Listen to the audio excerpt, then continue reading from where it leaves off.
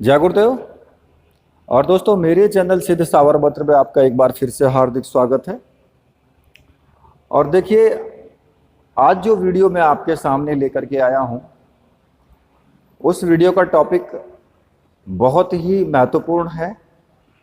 और मुझे जिन्होंने कमेंट करके पूछा है कि जब हम कोई साधना करते हैं या पूजा करते हैं, कोई भी उपासना करें, तो जो सामग्री होती मतलब कि जो सामग्री होती है, उस सामग्री का विसर्जन क्यों करते हैं, उसका कारण क्या है कि भाई हम उसका विसर्जन कर रहे हैं।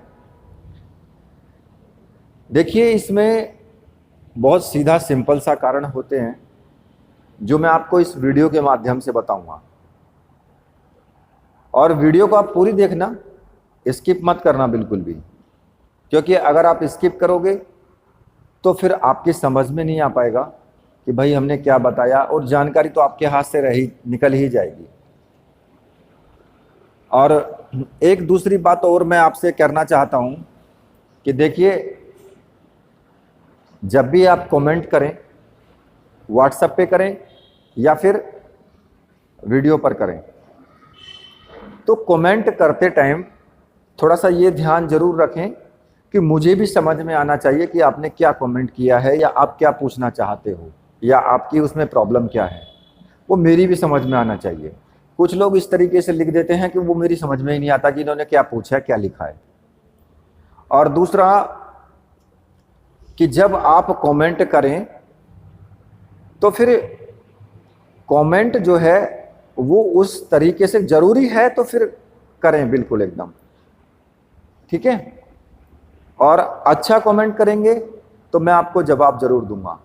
और अगर आप नेगेटिव कमेंट करते हैं, कि मुझे पता लग जाता है कि ये ईर्ष्या इनके दिल के अंदर है, अब वो ईर्ष्या क्यों है वो तो मैं नहीं जानता।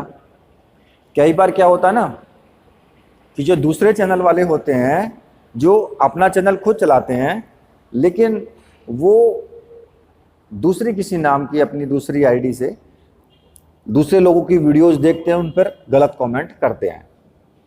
तो ये सब चीज़ें हमारे एक मन का भ्रम है कि भाई ऐसा करने से कुछ हो जाएगा, या फिर हाँ, एक चीज़ और मेरे ध्यान आ गई।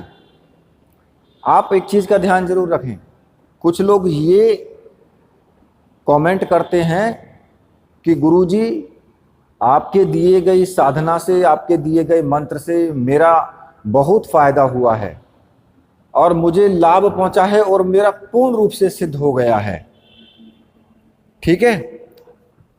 और मैं या मतलब कि मैं आपसे बहुत खुश हूं, मेरी ये साधना सिद्ध हो गई है और मुझे आप इस नंबर पे कॉल कर सकते हो। तो देखिए, ये वो व्यक्ति हैं जो कि फ्रॉड हैं। बता रहा हूं मैं आपको, कभी भी एक तो अपना नंबर मत छोड़ना, कमेंट में बिल्कुल मत देना। मैंने नंबर दिया है ना, मुझे करो, सीधा डायरेक्ट मैसेज करो मुझे। और क्योंकि वो ऐसा कमेंट क्यों करते हैं, वो ऐसा कमेंट इसलिए करते हैं कि भाई ये व्यक्ति सिद्ध साबर मंत्र से जुड़ा हुआ है, तभी इसको ये साधना सिद्ध हुई है। तो हम इनसे पूछ लेते हैं कि भाई साहब, हमें क्या क्या करना होगा, कैसे कैसे साधना सिद्ध की आपने। और फिर वो आपको घुमा फिरा के वो आपको उस पचड़े में फांस लेगा और आपसे पैसा ऐंठ लेगा। वो बता रहा हूं मैं आपको, ये चीज आप ध्यान रखना। मैंने नोट किया है कि मेरे वीडियोस पर इस तरह के कमेंट आते हैं और मुझे पता है कि वो लोग फ्रॉड हैं। वो लोग ऐसा दिखाते हैं कि वो मेरी वीडियो से पता नहीं कितने प्रसन्न हैं, वो कितने खुश हैं वो मुझसे, लेकिन वास्तविकता वो नहीं होती है। वास्तविकता कुछ और ही होती है। घुमा फिरा करके उनको, इस चैनल पर जो लोग हैं, उनको फांसना होता है कि हमें कहीं ना कहीं से मुर्गा मिल जाए और हम उसको काट के लें, ठीक है। तो इससे जरूर ध्यान रखना। ये मैंने आपको टॉपिक इसमें बता दिया, मेरे ध्यान आ गया तो मैंने बता दिया है। हाँ, तो अब हमारा जो टॉपिक चल रहा था, टॉपिक ये था कि किस प्रकार से कि जो हम पूजा पाठ करते हैं उसमें जो सामग्री होती है उसका विसर्जन क्यों करते हैं। तो देखिए, इसमें सीधा सिंपल सा होता है कि आपने जो पूजा की है तो आपने क्या काम किया, आपने सारी सामग्री को इकट्ठा किया और इकट्ठा करके आपने विसर्जित किया उसको, और हाथ जोड़ करके प्रणाम करके आपने वरुण देवता से कहा कि हे वरुण देवता, मेरी ये सभी पूजा की सामग्री और जो भी मैंने पूजा की है, जो उसका फल है, वो सब आप जिस देव की मैंने पूजा की है उस देव तक आप पहुंचा देना।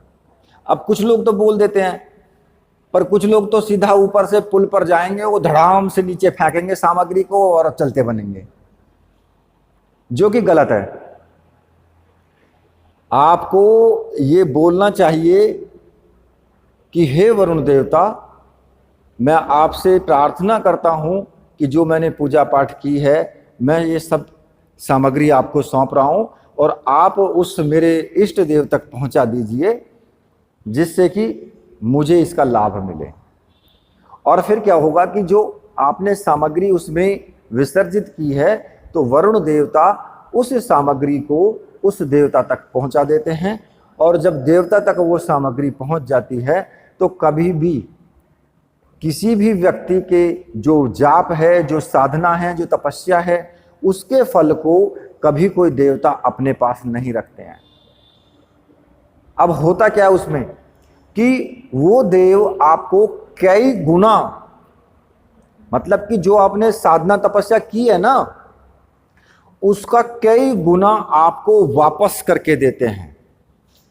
क्योंकि जब आपने अपना जप तप किया हुआ उनको समर्पित कर दिया, तो वो इतने प्रसन्न हो जाते हैं, वो इतने प्रसन्न हो जाते हैं कि वो जो भी आपका जप तप है उसको फिर कई गुना आपको जो है उल्टा वापस लौटाते हैं, इतने प्रसन्न हो करके वो।